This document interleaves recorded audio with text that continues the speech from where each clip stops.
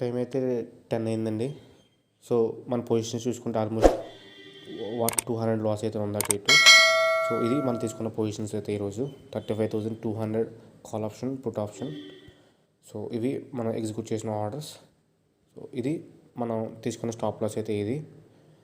So bank Nifty almost 200 points అయితే up అయితే open అయింది.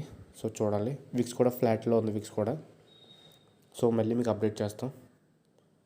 టైం అయితే 10:05 అయింది. టైం అయితే 1:09 అయిందండి. సో పొజిషన్ చూసుకుంటే ఆల్మోస్ట్ 1,700 ప్రాఫిట్ అయితే ఉంది. So one side stop loss అయితే హిట్ అయింది మనకి ఇక్కడ.